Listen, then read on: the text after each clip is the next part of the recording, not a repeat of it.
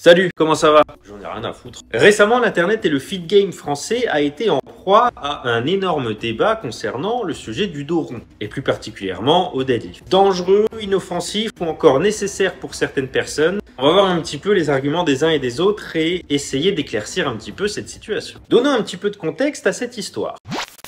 Pendant des années, les praticiens du sport et de la santé, les kinés, les médecins, les coachs sportifs ont toujours conseillé et vivement incité les gens à éviter de se pencher, d'incliner son buste ou de fléchir la colonne. D'où les fameuses sensibilisations dans les entreprises ou dans les salles de sport où on disait toujours: quand on récupère un objet au sol, on plie dans les jambes, on ne penche surtout pas son buste. Et puis tenez-vous droit sur votre chaise, si vous avez mal au dos, c'est parce que vous avez les épaules en avant. Un dos rond, un buste penché serait donc mauvais pour le dos et causerait des douleurs, voire des blessures, notamment les fameuses hernies qui font tant peur que ça. On part du postulat que le dos est fragile, qu'il faut le protéger et surtout ne pas solliciter sa colonne vertébrale. On a tous cette image de la colonne vertébrale, des disques intervertébraux, et puis hop, on fait une flexion de la colonne, et puis ça fait pression sur le disque, et du coup le noyau explose, et c'est la hernie. Donc les mouvements de la colonne, c'est mauvais. Pencher son buste vers l'avant, c'est mauvais, parce que ça met également de la tension sur la colonne vertébrale. C'est mécanique, on te donne même un joli exemple, ça paraît logique, donc ok. Mais depuis quelques années maintenant, on remet en question ce postulat, en prétextant surtout le fait que le corps s'adapte. C'est vrai, pourquoi pas, les muscles s'adaptent, on les entraîne, ils deviennent plus gros, plus forts, alors pourquoi pas le reste des tissus de notre corps. Et oui, effectivement, le reste des tissus du corps s'adapte, il n'y a pas que les muscles. Il suffit de voir quand vous cassez le bras, vous n'avez pas juste un bras en moins. Vous attendez, vous immobilisez un petit peu votre bras, et puis votre os se régénère. Alors tous les tissus ne s'adaptent pas aussi vite que les muscles, évidemment, mais ils s'adaptent quand même. Mais dans tout ça, qu'en est-il de la colonne et des disques intervertébraux? Déjà, revenons à l'image de notre colonne vertébrale qui se plie dans tous les sens et qui met de la tension sur les disques intervertébraux. Ça peut être séduisant de simplifier comme ça, mais en réalité, votre dos, c'est pas juste une colonne vertébrale et des disques.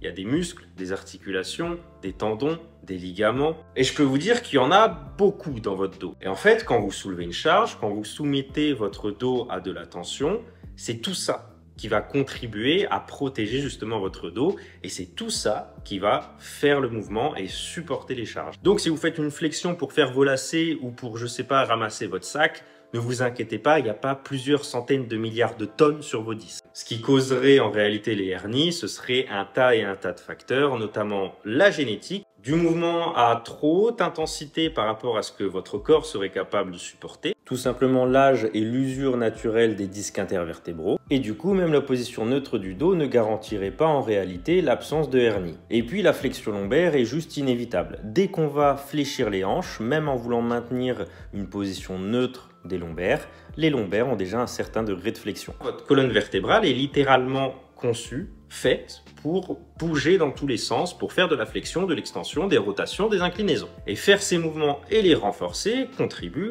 à la bonne santé de votre dos. Là aussi c'est logique, quand vous ne levez plus votre épaule parce que vous êtes un gros lard sédentaire, vous faites de l'arthrose et ça vous fait mal et vous vous dites « Oh putain, ça veut dire que lever le bras en haut, c'est douloureux, il faut pas le faire ». Et votre corps fonctionne à l'économie. Donc ça évolue et en plus de ça, les powerlifters, ils font ça avec le dos rond et ils sont pas tous en chaise roulante. Ok. Alors allons-y, faisons du dos rond. Et non, là on se calme aussi un petit peu, réfléchissons à tout ça. Mais il y a deux choses primordiales à avoir et à savoir avant de se jeter sur de l'optimisation technique en cherchant à faire du deadlift dos rond, ou avant de répondre au mec qui vous a dit « Fais attention, t'as le dos rond sur ton deadlift ». Ferme-la, c'est ok de faire du deadlift dos rond. Regarde tous les champions du monde, ils font du dos rond. Et puis mon kiné, il m'a dit que c'était ok de faire du dos rond. Donc ta gueule.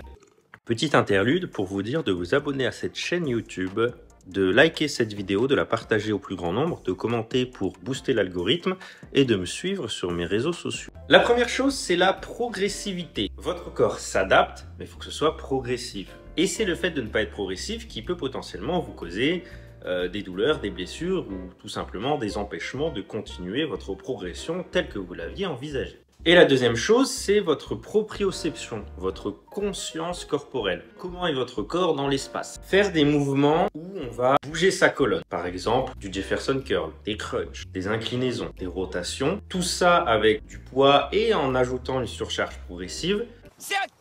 Donc ça, c'est une chose à part. Et d'un autre côté, on a le deadlift, le soulevé de terre avec le dos rond. Et en fait, il faut bien distinguer les deux parce que d'un côté, on va chercher volontairement du mouvement sur la colonne vertébrale en ajoutant progressivement un stress adapté à la colonne. Et de l'autre côté, on va chercher à optimiser ses leviers pour pouvoir soulever lourd.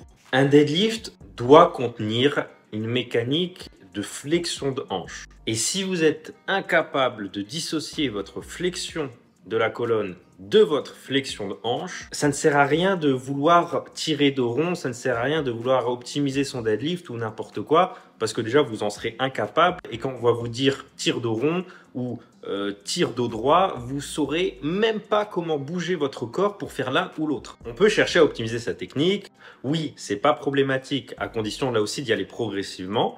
Et surtout, en gardant en tête que le deadlift, il y a de la flexion de hanche et de l'extension de hanche. Pourquoi? Parce qu'en fait, sur votre Jefferson Curl, vous ne soulevez pas autant que sur votre deadlift. Beaucoup trop de gens, et notamment des débutants, justifient leur technique catastrophique par « Oui, mais machin, il est champion du monde et il a dit que le dos rond, c'était OK. Oui, mais le kiné, il a dit que faire de la flexion, c'était OK. » Oui, mais en fait, toi, ce que tu fais, c'est ni l'un ni l'autre. Et enfin, je terminerai par dire que, ok, vous avez peut-être de la flexion de hanche. Ok, vous arrivez à savoir dans quelle position est votre dos. Mais si votre dos se déforme et se défixe pendant votre mouvement, là aussi, il y a un problème. À partir du moment où ça défixe, les muscles qui sont censés tenir votre dos ne tiennent plus. Et donc, c'est ce qui est en dessous qui prend. Et c'est pas grave si ça arrive à des gros pourcentages ou à un max ou ponctuellement. Mais c'est juste pas censé arriver à 75% de votre max.